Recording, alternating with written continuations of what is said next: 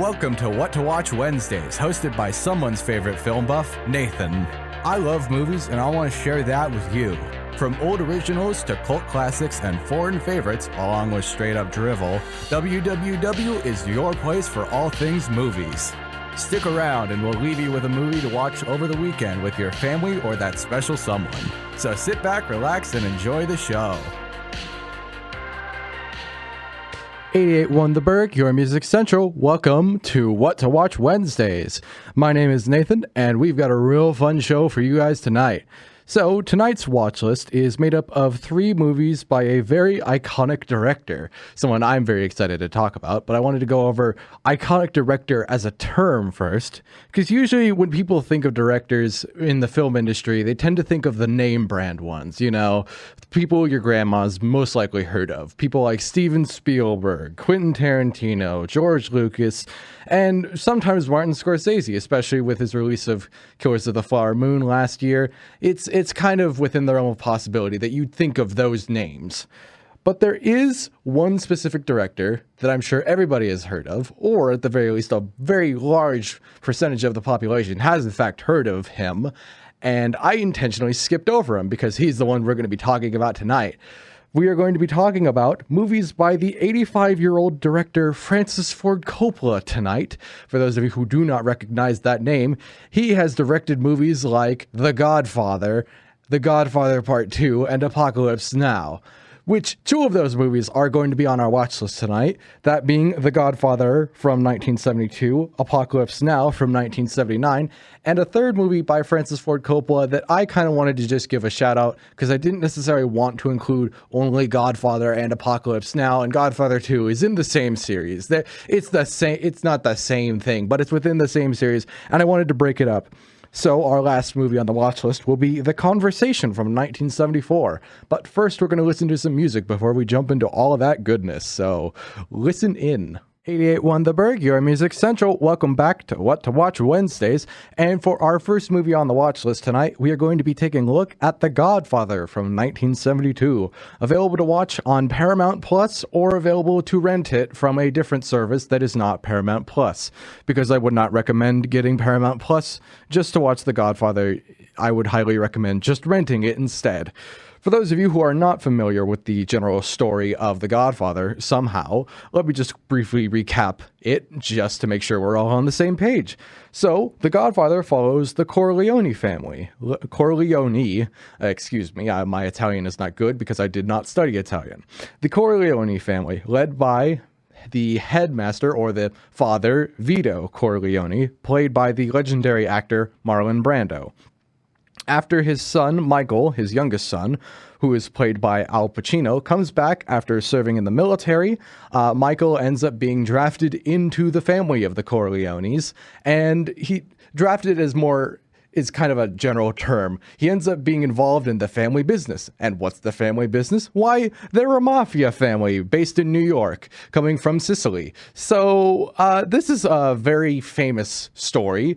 For those of you who aren't familiar with The Godfather, you're lying. I know you're familiar with The Godfather. You've heard the name The Godfather before. Why am I even explaining the basic premise of the Godfather movie to you people? You know what The Godfather is. If you don't, you're lying, because it's one of the best movies of all time. According to multiple critics, it has been named #1 best movie of all time multiple times throughout the course of human history. If you haven't heard of this movie, you are lying. Or you're too young. Or you're too young and then you're not lying, but you're too young, and even then I think I heard about this movie for the first time when I was like 6. So you're still lying. Too bad. Here's the full deal. The Godfather is probably one of the most iconic movies of all time, hands down. Like, whenever they parody movies, it's usually Star Wars, and then The Godfather, and then Citizen Kane, and then like, I don't even know, like Casablanca. Casablanca has also been heavily parodied. That's like the big 4 of the most constantly parodied movies of all time. The Godfather fits into that category for a very good reason, and I will say right now that just from the sole, 30 minutes of the movie, like the first 30 minutes of The Godfather, the wedding scene, for those of you who've seen the movie, you know exactly what scene I'm talking about. It's the very beginning one. It's where we get the quotes like, I'm going to make him an offer he can't refuse. You come to me on the day of my daughter's wedding, because yes, it's the wedding scene. And just the overall basic premise of the story is set up in these first 30 minutes. And it is a masterclass in and of itself. If that was the entire movie, I would be fine with calling this one of the greatest movies of all time, okay? Get that through your head. That's how legendary and iconic this movie is. The first 30 minutes alone could stand as its own, like, beautifully crafted independent short film. Not even independent, short film as a whole, and still be iconic to this day. People would still remember it. And yet there's still more movie after those first 30 minutes. I will say right now that I did like The Godfather. I liked it a lot. I thought it was amazing. It's a very good movie. But it's not perfect. And this is where the madness starts.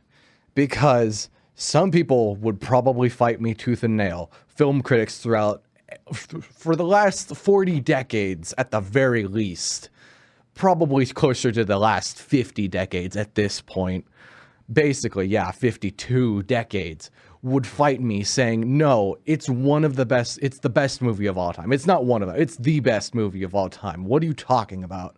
And to that I say, there is only one issue that keeps me from giving it a perfect score, and that is Vito Corleone. His performance is phenomenal by Marlon Brando. His character is so well refined and crafted to fit the idea of what he's trying to represent so perfectly. But I can't understand what he's saying. Ever. Half the time I need the subtitles. This movie came out in 1972. They did not have the same subtitle technology that we have today. So if you were sitting in the theater in 1972, there is a good chance you could not understand what Marlon Brando is saying. And that is annoying because he is one of the central characters of the story, of the movie. He is the most iconic and most parodied character of all time, and I can't understand what he's saying half the time. It's ridiculous.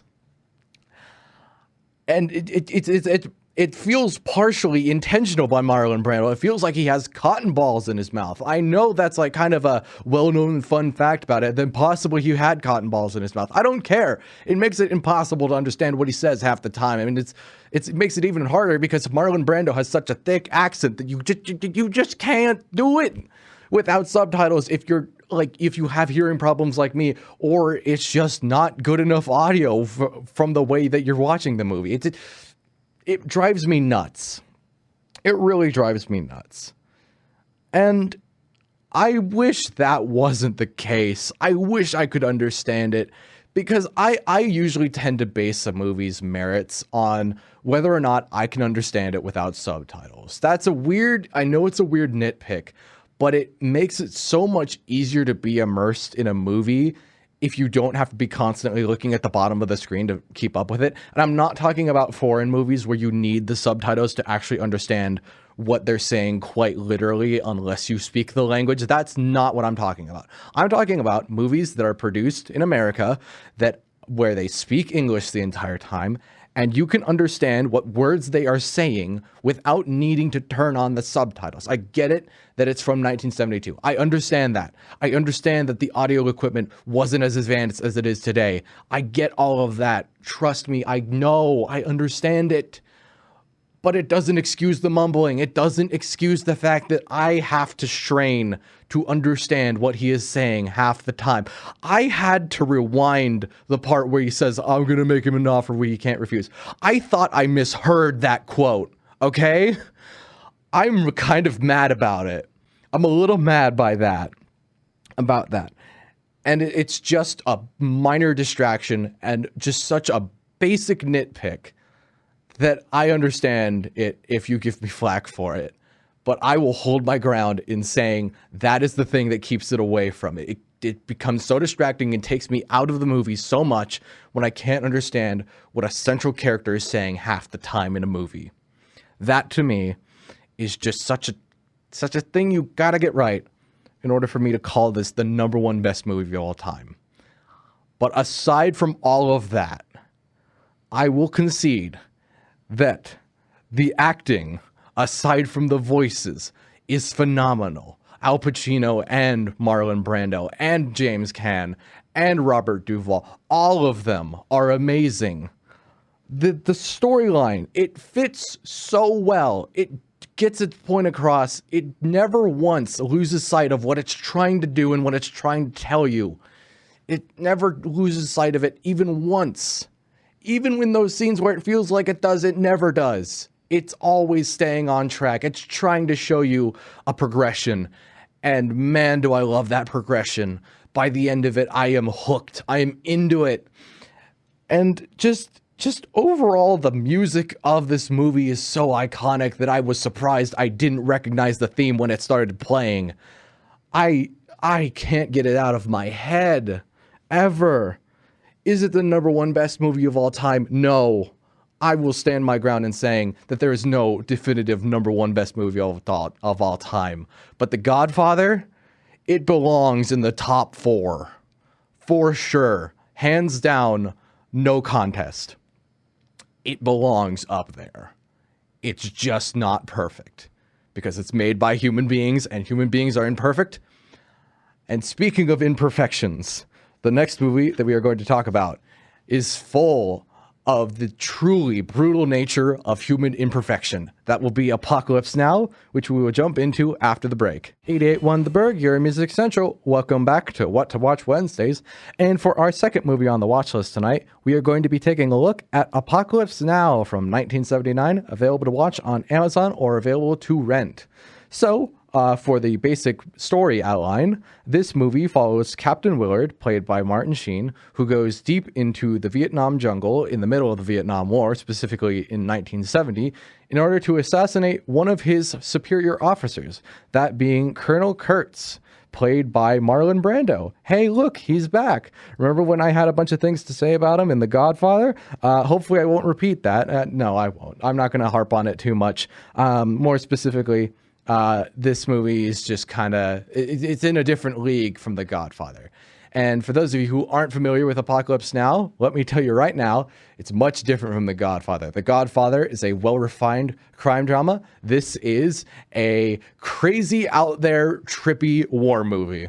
So just from the visuals alone, this movie feels like the best way to describe it is an acid trip. Like, I've tried to dance around describing it any other way, but it is notorious for being described as an actual acid trip. Not condoning the use of acid in any way, shape, or form, but it feels like an acid trip. The colors are so vibrant, and the way the images blend together, it feels like an insane trip that you are never going to wake up from. This eternal, demented nightmare as you watch this war play in front of you and a man slowly lose his mind is the name of the game in Apocalypse Now. It is an apocalypse of your brain watching this movie. And that's partially a joke, but only about 25%. The rest of me is 110% serious. That's not how percentages work. I didn't take math perfectly enough.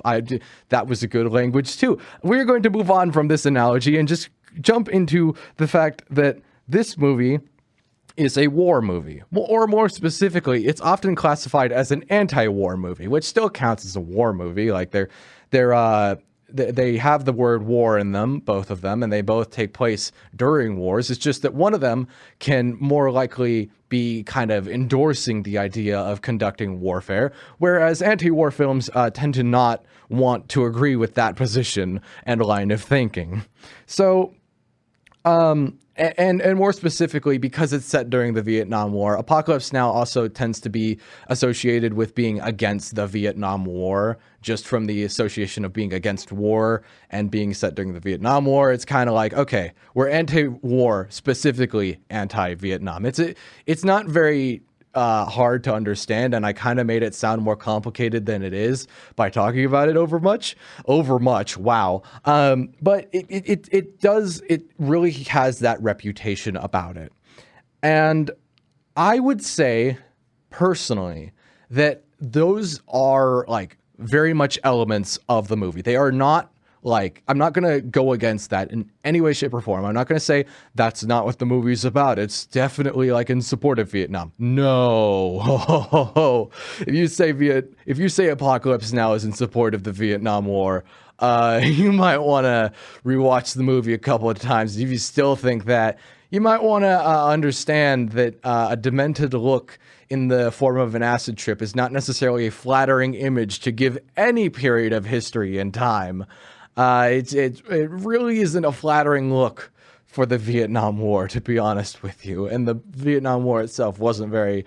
You can't really flatter it too much or at all, really. So that's the real thing to keep in mind. But I will say right now that personally, I feel like there is kind of a slightly deeper meaning to a lot of the story elements present in Apocalypse Now. One thing that I noticed when rewatching it is that it's definitely against Vietnam War, but it narrows itself down even more from being just an anti-war film to being an anti-Vietnam War film to being a not supremacy, but anti-authority side of the Vietnam War. More specifically, things that were kind of taking place in the 60s, what with the sort of anti-government sentiments running around. I feel like Apocalypse Now tends to echo those ideas more specifically. And even then, it narrows it down even just a sliver of that to say we are against the military and how it is organized during the Vietnam War. We do not like the way it's functioning, and none of it feels organized in any way, shape, or form. So let's show it in a very trippy way that is going to stick with the viewer. And they really accomplished that goal. Leading up to Willard's encounter with Kurtz near the end of the movie, which I won't spoil too much of, I'll just say that there is an encounter because he's built up as the villain. Throughout that journey, he meets multiple sort of commanders, or in one instance, an entire village being kind of occupied by U.S. forces that does not have a commander. There is a very strong presence of being against the people in authority and the people controlling it, while also kind of showing Willard's constant degradation of his own mental stability as he kind of reads up on Kurtz and encounters all of these generals. He tends to go a bit crazier by the end of it. He goes crazier every single time he appears on screen after each encounter. It seems to kind of take its toll, and you really get to see that unfold. And I will say that, like, that to me specifically, I really like it when I kind of don't have to dig too deep to find a meaning like this. For me, at least, I really like...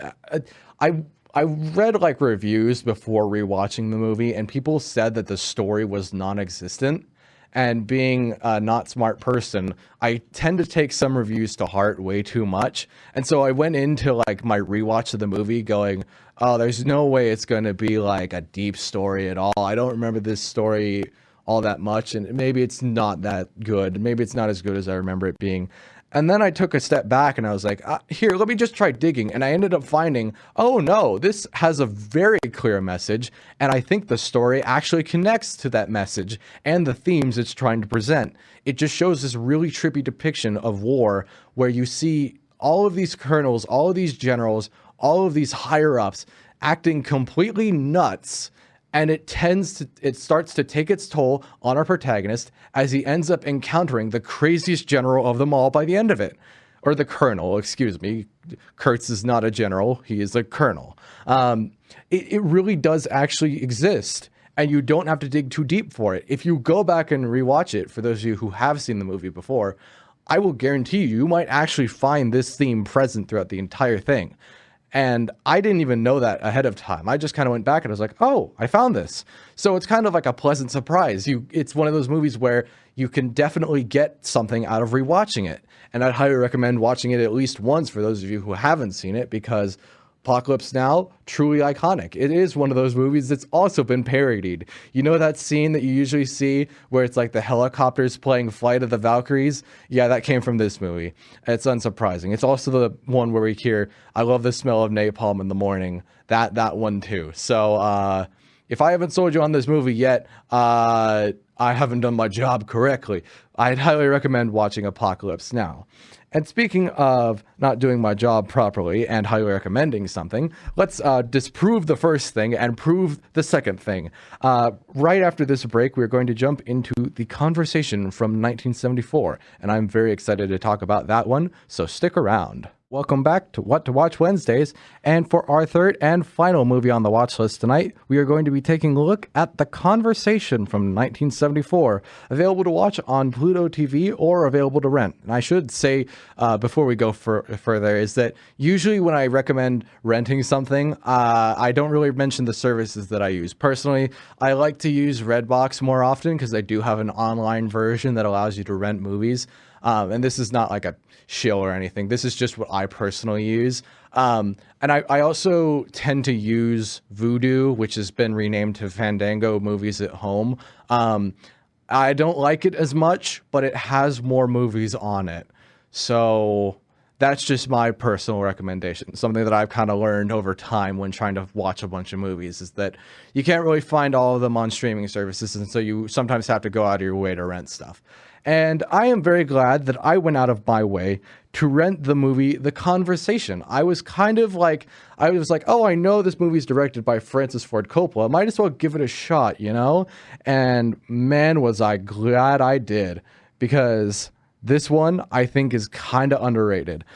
This movie stars Gene Hackman as a man by the name of Harry Caul, which is spelled C-A-U-L. It sounds a bit like call, like C-A-L-L, like you're calling someone on the phone, which I will get to why that could be possibly significant in just a minute. But he is playing Harry Caul, this surveillance expert. During a sort of routine job where he's hired by a company to spy on a couple people, he ends up hearing this conversation between the two people he's spying on, a man and a woman who are in a public place and having this sort of boring, normal conversation. And then they say one weird offhanded comment, and Harry stops and goes, "What are they talking about?" And that question drives the entire rest of the movie. What are they talking about? And more importantly, who wants to know what they were talking about? If I keep saying my lips will start to hurt, but more importantly, I think you'll get my point that this movie has a central mystery to it. It has a what's gonna happen next element to it. It's an enthralling mystery movie, and I'm not gonna give you any more story details than that because I highly recommend The Conversation, and there's no fun in spoiling a mystery. You gotta not have any details at all when you watch a mystery movie. Otherwise, what's the mystery? It's just a fact of life if you don't have the mystery to it. So, I will move on and say that honestly, the reason I'm talking about The Conversation and the real reason I watched it is it's not necessarily a niche movie. It's not unheard of from Francis Ford Coppola. Many people know of this movie. I remember seeing somewhere that at one point this was actually Francis Ford Coppola's favorite movie that he's made. And that means it's not necessarily niche. People have definitely heard of it before. But in comparison to The Godfather, The Conversation isn't necessarily the most well-known movie out there, just by proxy of being compared to The Godfather of all things, something that's been parodied in every single parody TV show and movie for the last multitude of years. In comparison to The Conversation, you really don't hear about it as much as you would hear about The Godfather. And that's part of the reason I wanted to talk about it, because Apocalypse Now is also in that category. It's just nice to kind of break away a little bit and talk about something that's, by proxy, kind of the niche movie in a director's portfolio. Although Francis Ford Coppola has definitely directed a lot more niche things than this one.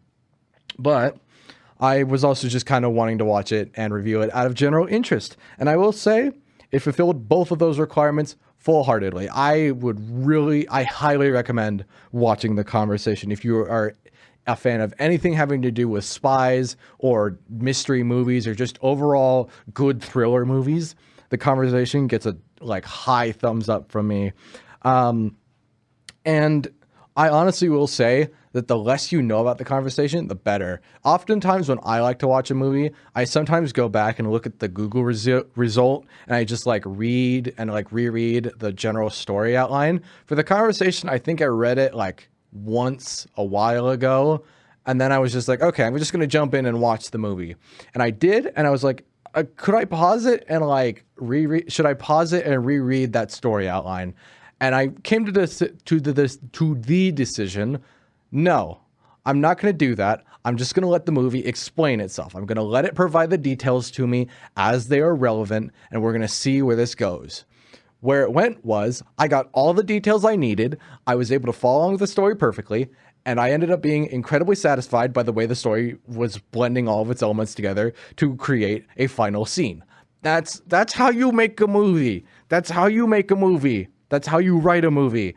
And Francis Ford Coppola did, in fact, write this movie. So now I know, on top of being an iconic and really good director, he's also an iconic and very good screenwriter. I love that so much. I love screenwriting so much. But just to keep in mind that what I provided in that opening there, that basic story outline, I was kind of skimping on the details. If you read the Google review thing, you might actually get a little more detail than what I just provided you. So my recommendation is to just go off of what I told you and then go into it and get even more out of the experience because you know even less than you're supposed to. That's great. And I guarantee you the movie will fill in all the gaps and questions you'd have. So I really am trying to sell you on this.